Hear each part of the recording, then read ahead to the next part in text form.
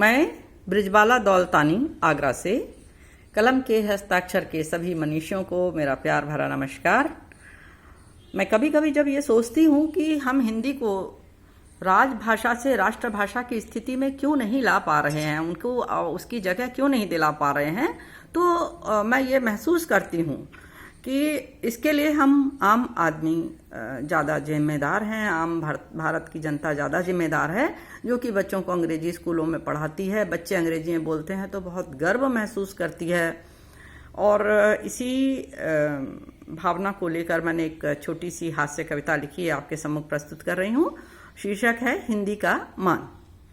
हिंदी के प्राध्यापक, धोती कुर्ताधारी, हिंदी के परम पुजारी, उनकी भाषा में अंग्रेजी का एक शब्द भी नहीं। कहते, हमको समझाते, बेटा हिंदी में जो रस है वह अंग्रेजी में कहाँ, हिंदी में जो साहित्य है अन्यत्र वह कहाँ। हिंदी बोलो, हिंदी लिखो, हिंदी सिखाओ, हिंदी सीखो। परीक्षा में यदि कोई छात्र अंग्रेजी में तिथि भी लिख देते तो हमारे प्राध्यापक उसकी छुट्टी ही कर देते। हिंदी के प्रति प्रेम वह कूट कूट कर हमारे मन में भर देते। पर एक दिन हम लोगों का ये उतर गया भूत, जब उनकी पुत्री हमारे महाविद्यालय में पधारी। ऐसा लगता था मानो श्रृंगार सामग्री उन पर चिपट गई हो सारी।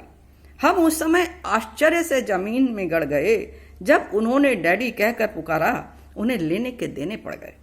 एक छात्र ने कहा, सुनिए, आपको शर्म नहीं आती? आपके पिता हैं हिंदी के परम भक्त, आप उन्हें डैडी कहकर हैं बुलाती। पुत्री ने रोष से स्पष्टीकरण दिया। उसे सुनकर हमारे होश उड़ गए और हम दुगने आश्चर्य से फिर से जमीन में गड़ गए। वे नाराज होते हुए बोली, अरे बार बार पिताजी या पापा कहने से मेरी लिपस्टिक नहीं खराब हो जाती? इसीलिए ही मैं उन्हें डैडी कहकर हूँ बुलाती। धन्यवाद।